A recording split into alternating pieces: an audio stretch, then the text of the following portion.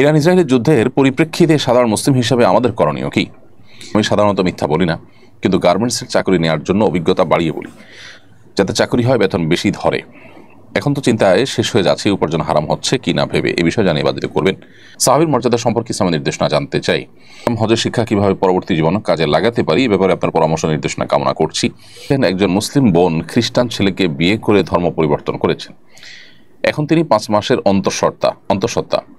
তিনি ভুল বুঝতে পেরে ইসলামে ফিরতে চান, কিন্তু ভাবেন এতে স্বামীর সাথে প্রতারণা হবে, আর আল্লাহ শিরক মাফ করেন, প্রতারণা নয়।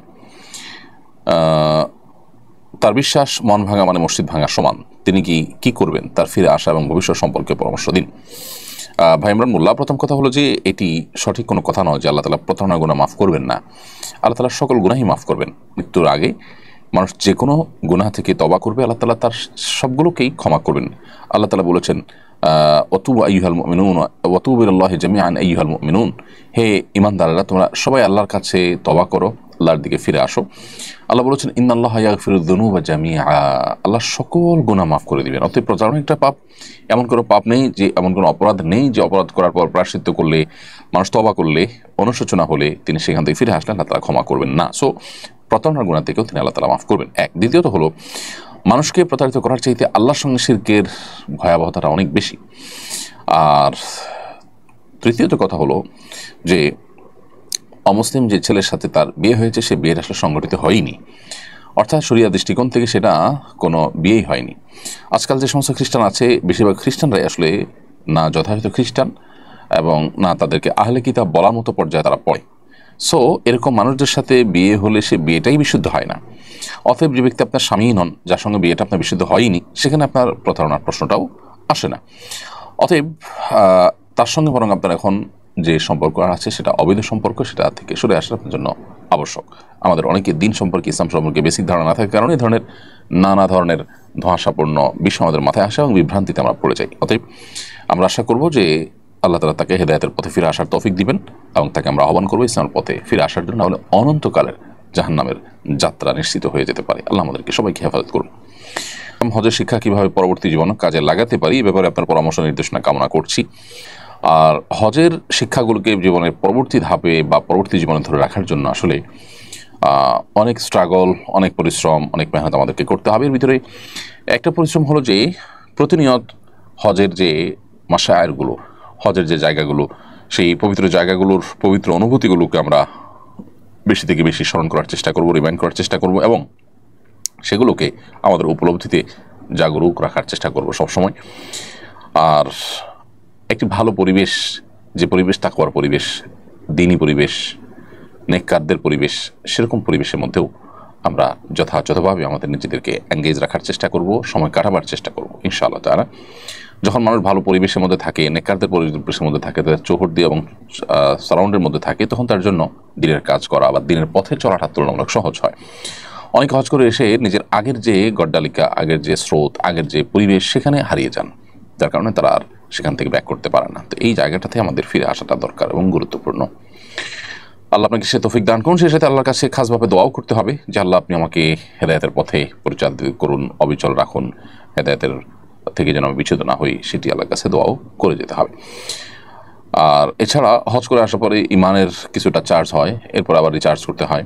একটা সময়ের পর আমরা যদি রিচার্জ না করি, তাহলে সেক্ষেত্রে আবার দেখা যায় আমরা ফিরে চলে যাই আগের জায়গায়। এই জন্য নিয়মিত আমাদের ইমানের নবায়ন করা দরকার, আমাদের ইমানের রিচার্জ করা দরকার। মাঝে মধ্যেই সেটা হজমরা করার মাধ্যমে হোক, কোনো দিনই পরিবেশে যাওয়ার মাধ্যমে হোক, কোনো দিনই পরিবেশের মধ্যে নির্দিষ্ট সময় নিজেকে রাখার মাধ্যমে হোক, বা যে কোনোভাবে আমরা এই রিচার্জের কাজটা নিয়মিত করে যেতে হবে। সাহাবীর মর্যাদা সম্পর্কে ইসলামের নির্দেশনা জানতে চাই। সাহাবা ইকরামের নির্দেশনা ইসলামের আলোকে সুপ্রতিষ্ঠিত, সুপ্রমাণিত এবং তাদের যে মর্যাদা সেটা রক্ষা করা একজন মুসলমানের কর্তব্য। নবী করিম সাল্লাল্লাহু আলাইহি সাল্লামের পরিষ্কার হাদিস রয়েছে, আমার সাহাবীরা তারা হেদায়েতের উপর আছে, তাদেরকে তোমরা যদি পথ নির্দেশ হিসেবে গ্রহণ করো, তাহলে তোমরা হেদায়েত প্রাপ্ত হয়ে যাবে। তাদেরকে গালি দিও না, লা তাসুব্বু আসহাবী, তোমরা আমার সাহাবীদের সমালোচনা করো না। অতএব সাহাবীদের কোনো যদি ত্রুটি থাকে, আমরা সেই ত্রুটির অনুসরণ করবো না, আমরা বিশ্বাস রাখবো তারা ত্রুটির ঊর্ধ্বে নন। তবে আল্লাহ তাআলা তাদেরকে মাফ করে দিয়েছেন, তাদের প্রশংসা করেছেন, নবী সাল্লাল্লাহু আলাইহি ওয়াসাল্লাম তাদের প্রশংসা করেছেন এবং তাদের সমালোচনা করতে নিষেধ করেছেন। বিধায় তাদের ভালোটা আমরা গ্রহণ করে চলবো, তাদের সমালোচনা জায়েজ নয়। এবং কোরআনে কারীমে আল্লাহ তাআলা সাহাবা ইকরামের প্রশংসা, ভূয়সী প্রশংসা করেছেন বিভিন্ন জায়গায়। আল্লাহ বলেছেন যে মুহাম্মদুর রাসূলুল্লাহ ওয়াল্লাযীনা আমানু মা'আহু আশিদ্দাউ আলাল কুফফার রুহামাউ বাইনাহুম তারাহুম রুকআন সুজদান ইয়াবতাগুনা ফাদলাম মিনাল্লাহি ওয়া রিদওয়ানা সীমাহুম ফি উজুহিহিম মিন আথারিস সুজুদ যালিকা মাসালুন ফিত তাওরাতি ওয়া মাসালুন ফিল ইনজিল কাযারআইন আখরাজা শাতআহু ফাআযারাহু ফাস্তাগলাযা ফাস্তাওয়া আলা সুকি। তো এই যে মুহাম্মদুর রাসূলুল্লাহ ওয়াল্লাযীনা মা'আহু, এই আয়াতে আল্লাহ তাআলা সাহাবীদের কথা বলেছেন যে মুহাম্মদ আল্লাহ রাসূল ওয়াল্লাযীনা মা'আহু আশিদ্দাউ আলাল কুফফার, এবং যারা তার সঙ্গে আছেন তারা কাফিরদের উপরে কঠোর, পরস্পরে তারা বিনয়ী বিনম্র, একে অন্যের প্রতি দয়ালু। তারপর তাদেরকে সবসময় দেখবেন রুকুতে সিজদাতে তারা আল্লাহর সন্তুষ্টি শুধু আশা করে, এবং তাদের সিজদার আলামত তাদের চেহারায় ফুটে ওঠে। আর অনেক প্রশংসা আল্লাহ তাআলা তাদের করেছেন। আল্লাহ বলেছেন রাদিয়াল্লাহু আনহুম ওয়া রাদু আনহু, তাদের প্রতি আল্লাহ তাআলা সন্তুষ্ট হয়েছেন, তারা আল্লাহর উপরে সন্তুষ্ট হয়েছেন।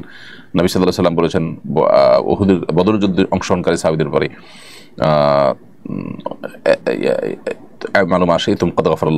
তোমরা যা ইচ্ছা করতে পারো, আল্লাহ তাআলা তোমাদের ক্ষমা করে দিয়েছেন। এই হাদিসগুলো সবগুলো প্রমাণ করে যে নবী সাল্লাল্লাহু আলাইহি সাল্লাম এর সাহাবীদের মর্যাদা আল্লাহ তাআলার কাছে কত বড়।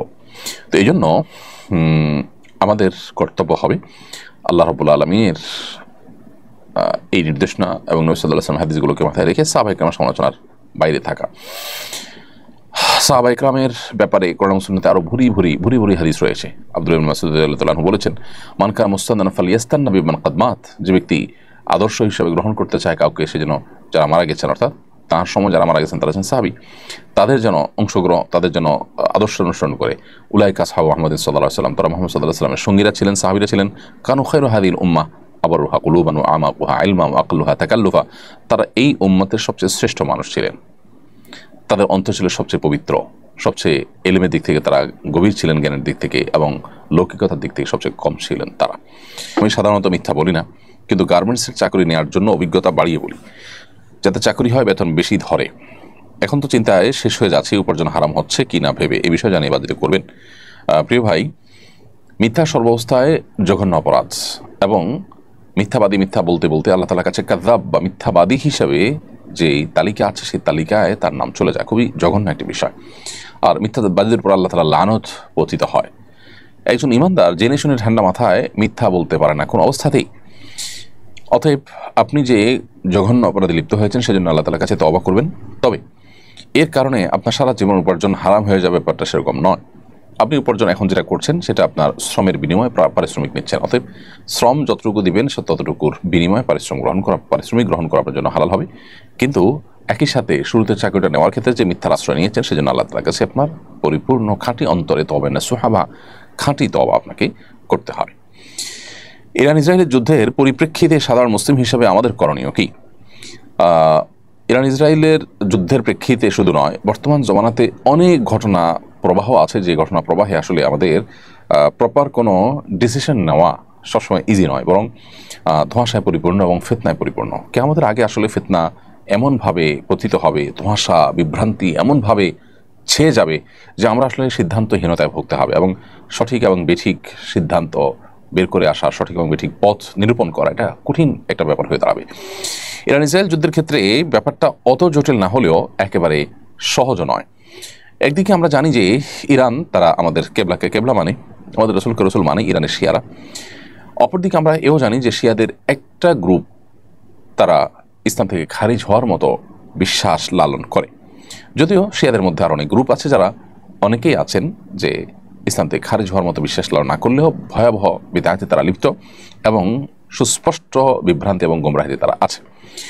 এ ব্যাপারে সারা বিশ্বের আহলে সুন্নাহ উলামা ইকরামের কারোরই কোনো দ্বিমত নেই। চার মাযহাবের সমস্ত উলামা ইকরাম এবং আপনার সমস্ত আইম্মা হাদিস মুহাদ্দিসিন সবাই প্রায় একমত। এটা একটা বাস্তবতা।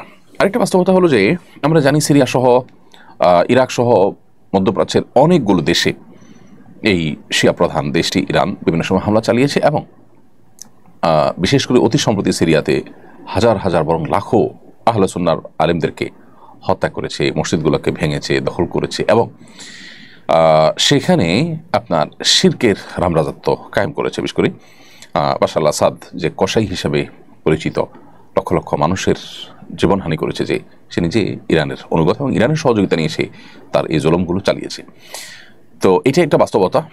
আবার ইহুদি রাষ্ট্রটির যে জুলুম দীর্ঘকাল পর্যন্ত ফিলিস্তিন সহ গোটা মুসলিম বিশ্বের বিরুদ্ধে যে ভয়াবহ এবং সবচেয়ে খুল্লম খোলা শত্রুতায় লিপ্ত, এটা তো আজকে নতুন নয়। এবং কোরআন কারীমে আল্লাহ বলেছেন, লা তাজিদান্না আশাদান নাসি আদাওয়াতান লিল্লাযিনা আমানুল ইয়াহুদ, ঈমানদারদের সবচেয়ে বেশি কঠোর শত্রুতা করতে দেখবেন ইহুদিদেরকে হে রাসূল, এবং এরপরে যারা মুশরিক তাদেরকে। আজও আমরা দেখছি যে আমাদের পার্শ্ববর্তী দেশের মুশরিক দেশ এবং এই ইহুদি দেশ, উভয় দেশ পৃথিবীর যে কোনো প্রান্তে মুসলমানদের বিরুদ্ধে তারা ঐক্যবদ্ধ এবং সবচেয়ে বেশি সোচ্চার। তো এই জন্য এই দুইটার মধ্যে আসলে আমরা কোনো একটাকে আপনার দেওয়া, প্রায়োরিটি দেওয়া এমনিতে জটিল। তবে এটা ঠিক যে আমরা যারা আমাদের আহলে কেবলা নয় সেই ইহুদিদেরকে এক সাইডে রাখলে অবশ্যই শিয়ারা, যারা আমাদের কেবলাকে কেবলা মানেন, যাদের সাথে আমাদের অনেক দিক থেকে মিল আছে, তারা আমাদের সন্দেহাতীতভাবে আমাদের বহু কাছাকাছি, সেই জায়গা থেকে তাদের প্রতি আমাদের সিম্প্যাথি, তাদের প্রতি আমাদের সমর্থন থাকার কথা সূরা রুমের মূলনীতির আলোকে। এর পাশাপাশি তারা এই চলমান যে আগ্রাসন, সে আগ্রাসনের মধ্যে তারা মাজলুমের ভূমিকা আছে। সেই জায়গা থেকে আমরা মাজলুমের পক্ষ অবলম্বন করাটা, এটা হলো আমাদের জন্য সবসময় কর্তব্য। আমরা কখনো অবস্থাতে কোনো অবস্থাতে জালেমের সহযোগী বা জালেমের সমর্থন এটা আমরা কোনো অবস্থাতে করতে পারি না। সেই সাথে আল্লাহ তাআলার কাছে আমাদের একটা কমন দোয়া থাকা দরকার, আল্লাহ চলমান সমস্ত ঘটনা প্রবাহের শেষ পরিণতি যেন ইসলাম এবং মুসলমানদের জন্য কল্যাণ বয়ে আনে। সে দোয়াটা আমরা মনে প্রাণে আল্লাহ তাআলার কাছে বেশি বেশি নিবেদন করব এবং সকল প্রকার জুলুমের অবসান, জালেমের পতনকে আমরা আল্লাহ তাআলার কাছে কামনা করব কায় মনোবাক্যে। এবং সেই সাথে ইরান এবং শিয়া যারা আছেন তাদের প্রতি আমাদের আহ্বান থাকবে যে এই রকম পরিস্থিতিতে আজ সারা বিশ্বের প্রায় আহলে সুন্নাহর আলেম এবং শাসকরা ইরানের তাদের প্রিভিয়াস যে আহলে সুন্নাহর আলেমদের প্রতি জুলুম, নির্যাতন, তাদের প্রতি আপনার হত্যাযজ্ঞ, এগুলো সত্ত্বেও ইরানের প্রতি তাদের যে সিম্প্যাথি, ইরানের প্রতি তাদের যে সমর্থন সেটা তারা জানাচ্ছেন। অতএব তারাও ভবিষ্যতে আহলে কেবলা নিজের স্বগোত্রীয় ভাইদের সাথে আচরণ করার ক্ষেত্রে তারা যেন আরও দায়িত্বশীলতার পরিচয় দেন।